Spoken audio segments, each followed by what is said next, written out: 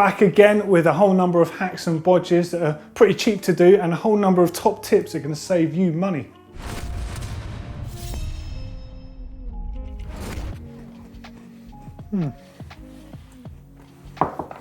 Goggles and mountain biking go together like tea and biscuits. But what happens when your lenses get scratched?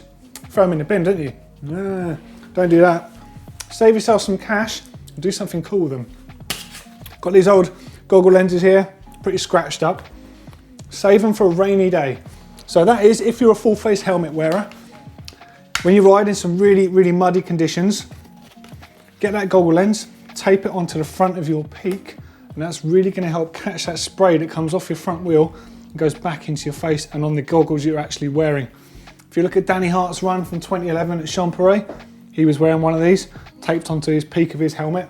All you need is some good old-fashioned duct tape or any sort of strong tape. It's a super simple hack. Bit of tape. Tape it on the front. Doesn't have to be pretty.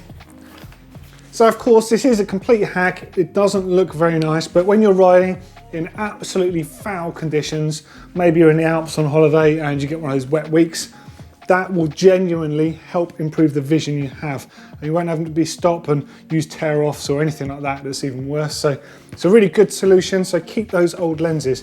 And then when they're completely done and you want to get rid of them, make sure you recycle them because they are plastic after all.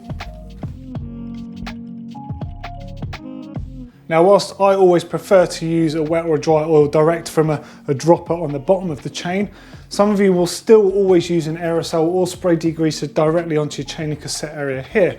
Now, this is actually a suggestion from another viewer. So my idea is always to stuff in some shop towel into the spokes here just to catch any mist that might go towards your disc rotor. But this helpful viewer said, use a shower cap. Shower caps cost almost nothing. You can obviously get them wet, so they're going to deal with that fine. And you can spray away until your heart's content, knowing that nothing's going to go near your disc rotor. If you do insist on using a shower cap for anything, don't put it back in the shower for someone to use and get all oily with. But you could use it for something else actually. If you've got a saddle, for example, that's got any sort of stitching or Kevlar saddle maybe that's going to soak up water and you leave your bike outside, shower cap it up. Sorry, not sorry. Whenever it comes to replacing an inner cable from your bike, whether it's for your dropper post, suspension controls, or your rear derailleur, or even your front derailleur, it is worth keeping hold of them because you can trim them down and use them on shorter runs. For example, this one was a rear derailleur cable. It frayed and eventually snapped. I've chopped this one down so I can reuse it in a shorter position on the bike. So it would be beneficial to use it on the dropper post, also on the lockout system I've got on this bike.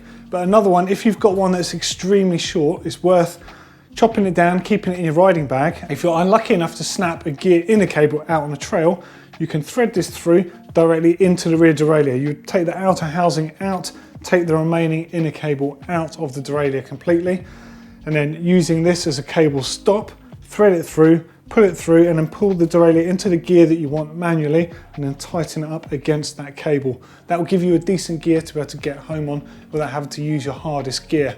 So well worth keeping.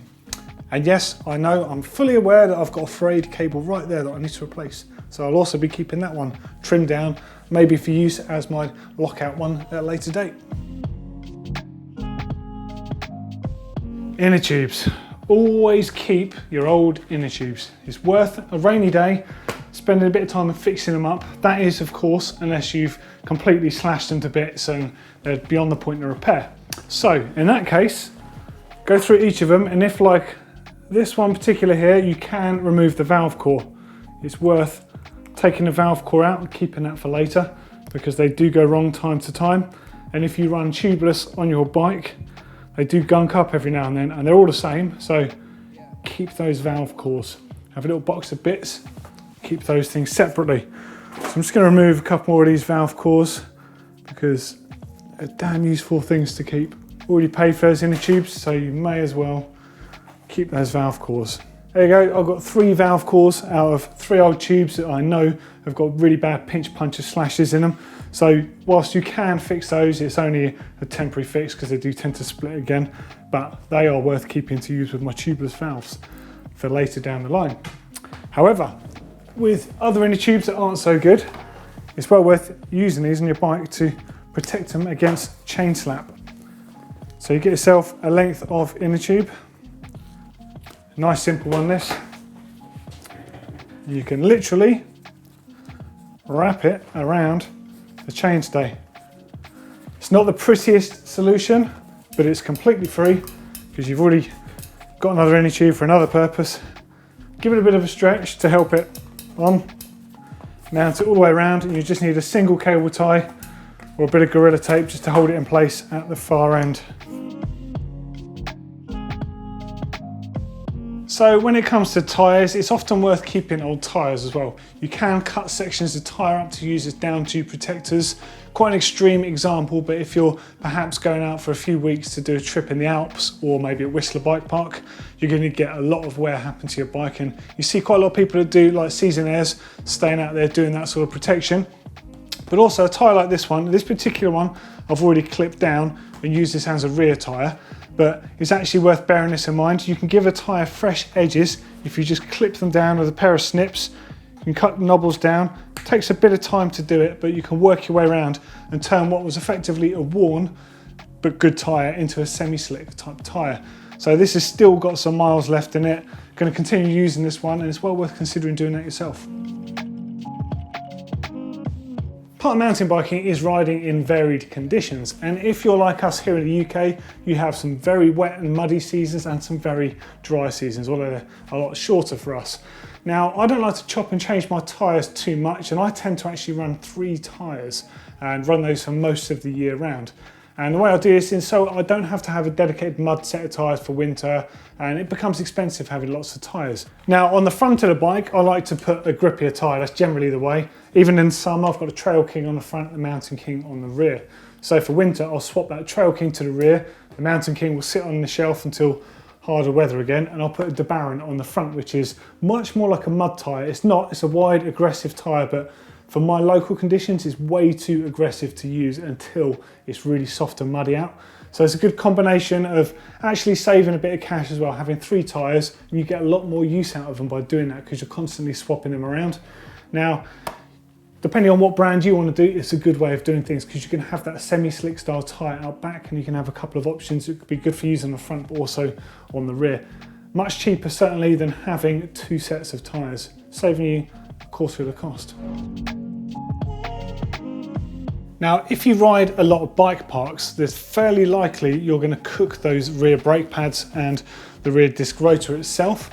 Now, what I mean by that is, A, you're going to be wearing them out, but also you can actually almost polish that disc rotor, so the brake pads aren't going to grip quite as well on them. So the first thing you can do is to actually renovate those brake pads and the disc rotor. So what you want to do is take the brake pads off the bike and the disc rotors as well, and then using like a specialist brake cleaner or anything like an isopropyl alcohol that will evaporate, clean that disc rotor and clean those brake pads up.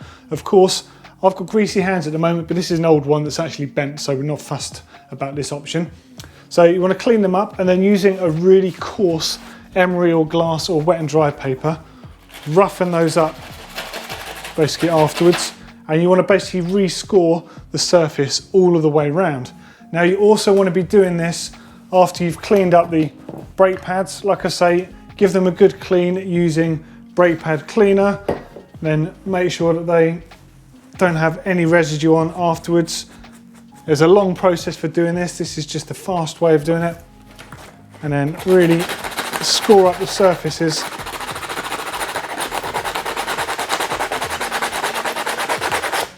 Again, make sure they're grease free, make sure they're completely dry, and then when you reinstall back to your bike, go through that bedding in process again. And the fact that they're both a bit coarse hopefully means that they will mate back together again well, and you'll get slightly better braking. That's ideal if you're on a trip and your brake pads are starting to fail, because if you put a fresh set of brake pads straight on, what's going to happen is you're going to glaze them over again. It's not going to work well unless you buy a new rotor at the same time.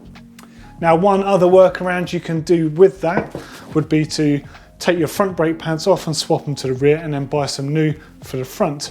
And the reason you're doing that is those front brake pads they're already mated into a disc rotor, so they're going to work better on that glazed disc rotor than the brand new set are. And of course, the brand new set go on the front, bed them in as normal. Hopefully your brakes will be working better.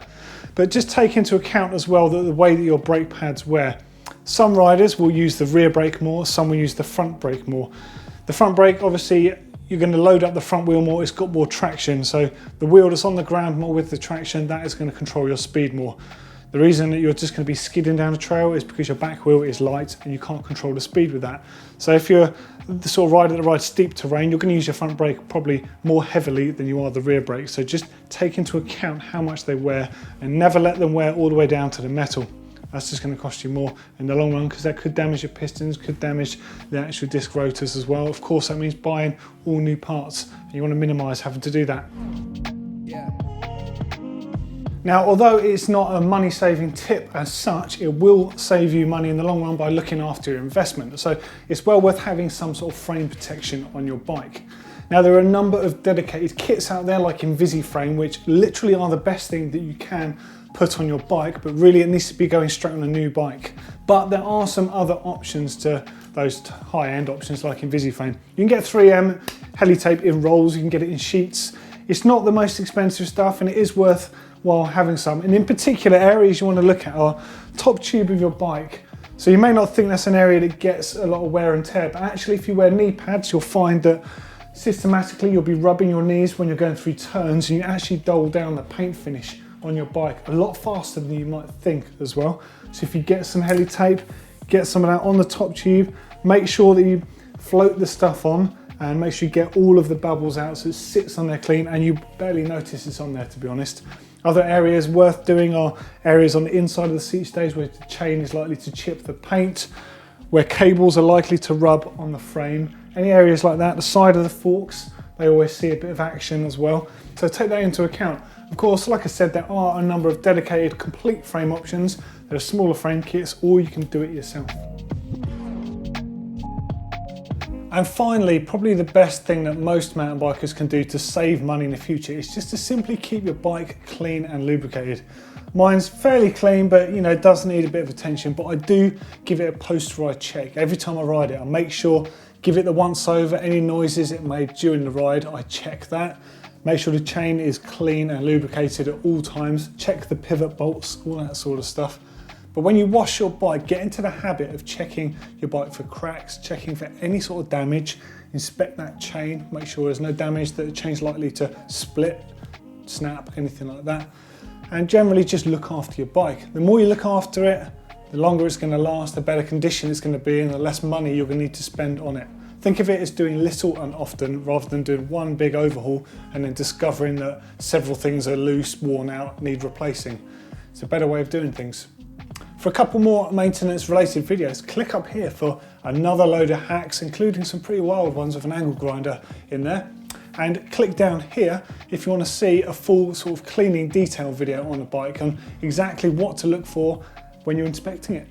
Of course, as always, click on that round globe to subscribe to the channel. We love you on board with us, and keep those comments coming in below. And of course, if you like random hacks to keep your bike ticking over, give us a thumbs up.